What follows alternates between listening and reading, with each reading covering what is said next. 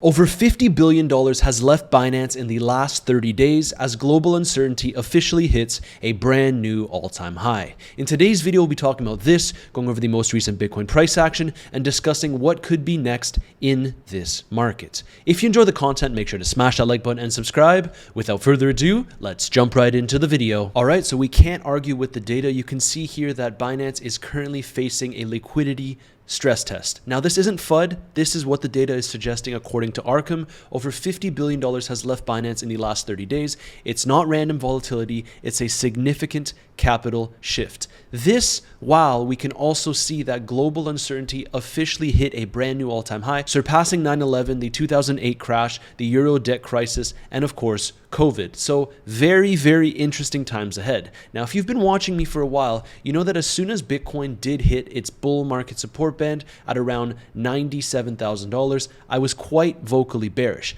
But in more recent times, I've been more locally bullish, looking for a little bit of a bounce from this zone. The reason is quite simple. We had a significant move to the downside, almost tapping into this 200-day moving average, but we haven't quite officially tapped into it. However, if we are to get a bounce here, as discussed in my previous videos, I'm actually expecting altcoins to slightly outperform. Now, of course, this would be select altcoins, and you can see here that I am still longing hype on Bluffin, but I am also maintaining my most recent Bitcoin short, at least some of the position after securing some profits. The reason I'm talking about this is because if you take a look at Bitcoin dominance, you can see that we managed to get a weekly close below its bull market support band, and historically this means that altcoins are actually outperforming Bitcoin. Now, for us to get some solid upside on select altcoins, you want to see Bitcoin dominance continue to hold below its bull market support band, but you want to see this also continue to drop on a Bitcoin rally, not on a Bitcoin dump. Because if Bitcoin does decide to go ahead and move lower from here, then that could simply just mean that altcoins are suffering a little bit less than Bitcoin, although the entire crypto market would be going down on their US dollar valuation. So right now, these are my current trades. I've been quite transparent about them. This was sitting at a loss yesterday, but I maintain this position. But you also have to understand that I'm more of a swing trader. So this is a much smaller position than, for example, my Bitcoin short, but I like my risk to reward from around these levels as hype continues to be strong if Bitcoin can maintain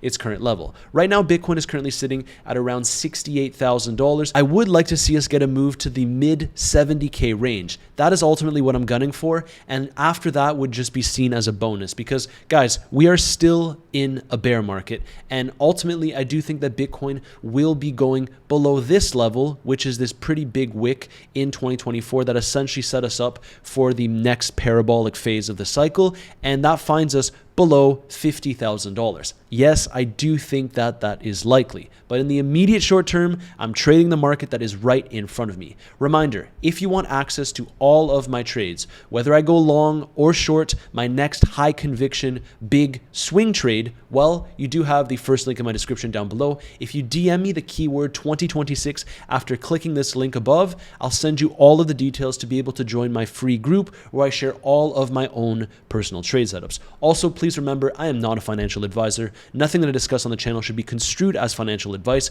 I'm just a guy on the internet sharing all of his own personal trades and his overall market analysis. Now that we got that out of the way, I want to see Bitcoin dominance drop here, but I also want to see Bitcoin get a sustained move above $70,000 because, look, I've been vocally bearish, and yes, I have flipped more locally bullish since we dumped all the way down to $59,000, but the reality is, if we take it from the low to where Bitcoin managed to go, that was still like a 20% pump. I'm hoping for some more upside here, but I would not be entering any kind of aggressive trades. This is the point where you really want to protect your capital. I'll take a couple of risks here and there, but they are nowhere near as big as my most recent short. So, what else is there to cover in today's quick video? Look, the stock market is still just trending higher, but I do think that we are likely going to get some kind of correction here. And the moment that we actually confirm below the bull market support band could be the moment where crypto experiences a more significant drawdown. Again, in the immediate short term, I am still leaning a little bit more bearish as per my titles and my thumbnails on the YouTube channel. This is ultimately what I'm looking for. I didn't need to draw it out because this guy actually posted it on Twitter. To be perfectly honest, I think that we can chop around here. We'll likely hover and then ultimately move lower near Q4 of 2026. That is if history is to repeat. If everyone's eyeing this, maybe it won't happen in this exact way, but the moment that Bitcoin starts dropping more aggressively, I would start to consider adding to my long-term bags. And of course, I will keep you updated as soon as I decide to do that. Now, taking a look at the Bitcoin exchange liquidation map, it paints a very, very clear picture. Again, you can see that there's way more shorts in this market, thus creating the potential for a short squeeze if Bitcoin can confirm back above $70,000. And on that confirmation, my bet in the immediate short term is still that Bitcoin dominance can drop a little bit, then we can get some altcoin outperformance. But on the next big move down, Bitcoin dominance would likely go up. At least that's what I'm currently looking for. Now, the Bitcoin ETFs, we need to discuss this because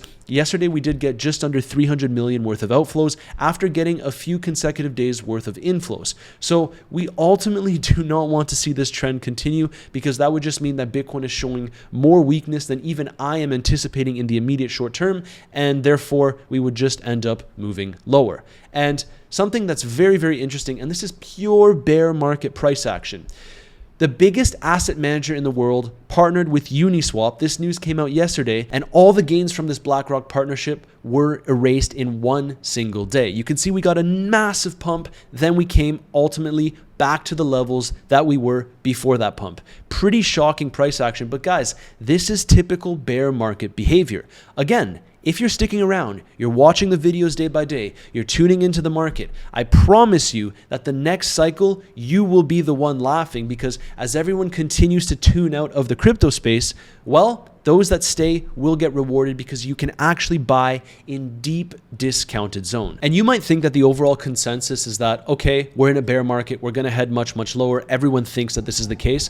But the reality is there are people that still believe that Bitcoin can make a new all-time high this year. I am personally not one of them, but look, this guy comes out and says, jobs data crushing expectations, ISM above 50, Goldman discloses $2.8 billion in crypto exposure, sentiment at all-time low, realizing that this really is the shakeout before the breakout. How many times have you heard this nonsense? Guys, it sounds overly simplistic, but we are in a bear market. That's it. And we have to play the market that's right in front of us. Right now, yes, in the immediate short term, I'm gunning for a little bit of a bigger move to the upside, to the mid 70K zone. But if we can't even manage that, then things will be looking very, very bleak. But I am a buyer at much lower levels. And we spoke about Binance at the beginning of this video, the fact that $50 billion got withdrawn from their platform. Well, they just completed their SAFU fund and they bought another 4,545 Bitcoins, bringing its total purchase up to the $1 billion level. I asked Grok when Binance would go ahead and buy more Bitcoin, and that will only occur if the value of this total stack drops to below $800 million.